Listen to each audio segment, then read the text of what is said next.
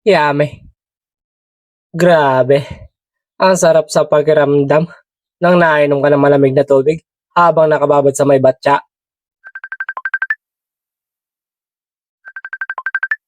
Hmm? Eh! Oy, pre! Uy, mga tropa. Kayo pala. Ano na plano natin? Sobrang init. Tara na kaya mag-swimming. Pas muna ako mga pre. Goods na ako dito. Ha? Asan ka ba? Dito, sa bakuran namin. Habang nakababad at umiinom ng malamig na tubig. Ha? Ikaw lang mag-isa? Abay di tama yan. Oo nga. Nagsusulo ka na naman dyan. Hmm? Ah, may naisip ako mga pre. Ano Ano yun?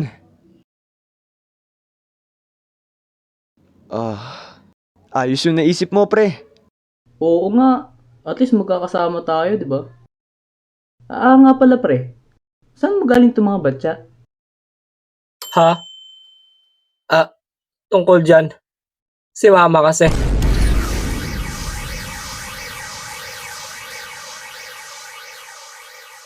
Swimming experience sa Pinas.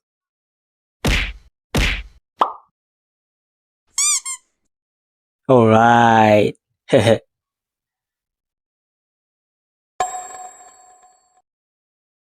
Alright. Kamusta mga tropa? Grabe yung init ngayon ano? Dito kasi sa amin ay talagang sobrang init. Yung tipong galing ka sa labas ng bahay nyo. Tapos pagpasok mo ay nagmistulang parang loob ng isang bulkan sa sobrang init. Sa panahon ngayon, mas malamig pa sa labas ng bahay kaysa sa loob. Pwera na lang talaga kung naka-aircon kayo. Kaya mapapa-stay at home na lang kayo. Naalala ko pa nga nung isang araw lang. Nasa bahay lang ako at init na init na. Iniisip ko nga kung paano ako makakaraos sa init ng panahon. Kaya lumabas muna ako ng bahay para magpahangin. Makalabas nga muna. Di ko na talaga kaya to. At sa hindi inaasahan, ay may narinig akong umaandar na aircon. Yun pala, ay yung aircon nila tita ko. Ay grabe naman talaga yung pasasalamat ko ng mga oras na yon. Thank you. Thank you. This is what I want. At buong maghapon ay nandun lang ako habang nagkikipagkwentuhan sa kanila. Na kunwari, may minamarites ako sa kanila. Siyempre, para hindi sila magduda na nagpapalamig lang pala ako doon. At siyempre, ngayong summer ay hindi mawawala ang kagustuhan natin mag-swimming. Mapadagat man yan, swimming pool, o kahit saan pa man yan, basta makaraos lang sa init ng panahon. At kung init na init ka na rin na tulad ko, ngayong summer, ay para sa iyo ang video na to. Dahil ngayon, ay may share ako sa inyo ng mga hindi ko makakalimutan at nakakatawang experience ko sa pagsiswimming. Unahin natin nung naligo kami sa irrigation. Masarap din maligo dito, lalo na kung wala kang budget pang swimming sa mga resorts. Kaso nga lang, hindi ganun kalinis yung tubig, di tulad sa swimming pool, na laging nalilinisan at napapalitan ng tubig. Ahem. Mga bata pa kasi kami nun, kaya ayos lang kung madumi o malinis. Basta ang nasa isip lang namin nun ay makapagbabad lang sa tubig. At sa mga hindi pa nakakaalam, ay malapit lang yung irrigation sa amin. Pero yung irrigation na yon ay yung maliit lang. Kaya yung tubig dun ay hanggang dibdib lang. Kaya naman kapag wala kaming budget ng mga tropa ko, ay sa irrigation na lang kami naliligo. Uy pre. Hmm? May ginagawa ka ba? Meron pre. Bakit? Tara, swimming. Ha? Saan pre? Wala akong pera ngayon. Ha? Pre, lagi ka naman walang pera. Di mo naman kailangan ng pera. Sa irrigation naman tayo mag-swimming eh. Walang bayad-bayad dun. Pero kung walang tubig yung irrigation na malapit sa amin, ay diretso kami sa dam para dun na mag-swimming. Minsan lang kasi mapuno ng tubig yung irrigation na malapit sa amin. Magkakatubig man yon, ay hanggang paanan mo lang. Nako, walang laman pre. Kung sineswerte ka nga naman, minamalas tayo ngayon. Tara. Sa dam na lang tayo maligo. Mabuti pa dun. Siguradong merong laman yun. At ang hindi ko makakalimutan na pangyayari nun ay yung tulay dun sa dam. Dahil sa tuwing maliligo kami doon, ay kailangan muna namin mag-pose bago mag-dive. Yun na kasi yung nakasanayan namin gawin ng mga tropa ko. At pakiramdam nga namin noon ay para kaming mga superheroes. At tanda ko pa nga noon na sumabit yung short ng tropa namin sa may bakal na tubo. Nang hindi niya napapansin. Kaya naman nung pagtalon namin ay napunit ito.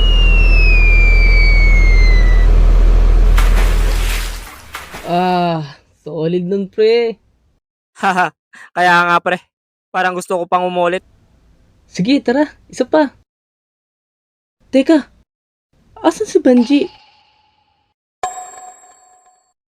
Uy pre, tara isa pa tayo. Ayoko na pre. Ha? Grabe yung tawa namin noon nung mga oras na yun. Dahil nung pag-ahon ng tropa namin ay kitang kita yung pisngi ng puwit niya. At baka sa kanya mukha ang hinagpis ng kamalasan sa kanya. Putik yan. Sigurado malilintikan ako nito kay mama. At ang susunod na swimming experience ko ay sa swimming pool. At meron akong hindi makakalimutan na karanasan doon. Habang ako'y nasa gilid, nakaupo at nagpapapicture doon sa isa kong tropa, ay may biglang tumawag sa akin. Oy! Mart! Hmm? Oy, Mart! At yung pala ay yung isa kong tropa. Nung mga oras nga na yun, nasigaw siya ng nasigaw. Hindi ko nga maintindihan pinagsasabi niya nun. Pero alam ko na hinahayaan niya ako magpadulas doon sa pinakamataas na slides. Tanda ko pa nga nun na wala ni isa nagpapadulas doon. Halos doon lang sila sa mababang slides. Kaya dala ng aking curiosity ay sumigil na lang ako. At yun nga, umakyat na kami para magpadulas. At nung nasa tuktok na kami ng padulasan, ay talaga naman nagulat kami. Ay talaga nga naman sobrang taas, lalong lalo na kapag nasa tuktok ka na. Iba pala yung pakiramdam kapag nasa taas ka na, kumpara kapag nasa baba ka. Akala mo mababa lang, yun pala kapag nasa taas ka na, parang gusto mo na lang talaga mag-back out. At may isa pang problema, at sa tingin ko, ito yung isang dahilan kaya siguro walang nagpapadulas dito, ay dahil walang tubig na lumalabas. Kailangan kasi yun para dire-diretso yung pag-slides mo, at para maiwasan magasgas yung balat mo. Kaya naman nung sinubukan namin magpadulas doon, ay patigil-tigil lang kami. Ang saya pa nga namin noon sa tuwing napreno kami. Uy, pre. Apaka-solid pala dito. Kitang-kita yung mga nasa baba. Kaya nga, ano kaya kung tumambay muna tayo dito? Oo, sige ba? Pero nung malapit na kami sa gitna, ay biglang bumilis yung pagpapadulas namin. Yung kalahati kasi ng slide doon ay pa-slanting. Pero yung kalahati, medyo diretso na. Kaya diretso padulas kami. At habang nagpapadulas kami, ay unti-unti namin nararamdaman sa balat namin na umiinit yung slides. Pre, ba't ang init? Kaya nga pre, para tayo nagpapadulas sa kawaling nakasalang sa apoy. Kaya naman imbis na Wow! yung sinisigaw namin ay Aray! yung sinisigaw namin. Kaya talaga nga naman ang hapde ng balat namin nun. Yung tipong nilatigo ka sa binte habang nakadapa. Kaya nung nasa pool na kami nun, ay gumihawa yung pakiramdam namin dahil sa malamig na tubig na dumadampi sa balat namin. Grabe. Kamusta binti mo, pre? Di ko na alam pre. Di ko na maramdaman. At ang susunod naman na swimming experience ko ay sa dagat. Dito rin masarap at masayang maligo lalo na kapag summer. Dahil sa malamig na tubig nito. At sigurado mag-enjoy ka sa mga alon dito. At paniguradong dito ka na rin mangingitim ng sobra. Pero, sabi nga sa kasabihan ni Mart Animation, hindi mo mai-enjoy ang pagsiswimming sa dagat kung hindi ka uuwi ng maitim. Kaya naman naalala ko nito lang Marso, naligo kami sa dagat ng mga dati kong katrabaho. Nagkaayayaan lang. Hello? Sa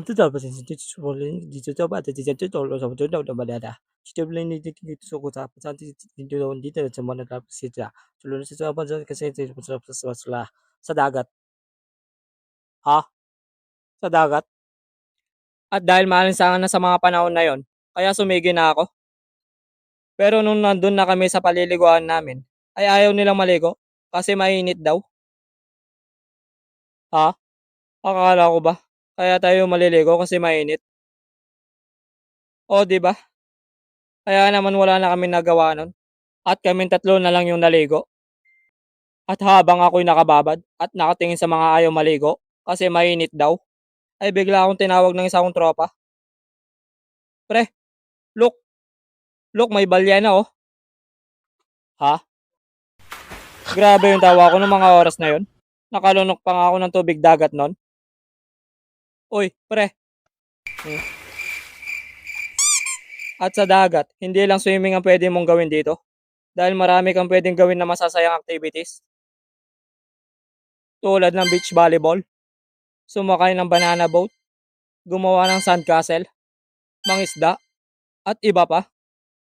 At ang pinakasolid na magandang gawin dito, lalo na kapag napagod ka na at gusto mong mag-relax, ay walang iba kundi ang panonood ng sunset. Ito yung isang dahilan kung bakit magandang mamasyal sa dagat. Dahil hindi lang katawan ang mapapahinga mo, pati na rin ang utak, at pati na rin ang spiritual mo. Kaya naman yung iba ay pumupunta lang para magkaroon ng peace of mind. Kaya kung pagod ka na at stress ka na, ay magandang spot to para mag-relax. Kaya naman ang masasabi ko lang ay bigyan nyo ng oras yung sarili nyo para magpahinga at i-enjoy ang buhay na meron kayo kasama ang mga mahal nyo. At yun lang mga tropa. Kayo ba? Ano yung mga magagandang karanasan nyo sa pagsaswimming? I-comment nyo naman dyan sa baba. At huwag nyo na rin kalimutan mag-like at subscribe. At pag-ipindot nyo na rin ang notification bell para lagi kayong updated sa mga paparating nating animations. At maraming salamat din sa mga nakakolab natin ngayon na sina Kababalaghan at Ken Dogilio, ang aking mga lodi. Check nyo yung channel nila mga tropa. Sobrang lulupit na mga gawa nila. At yun lang, kita-kits sa next video. Bye-bye!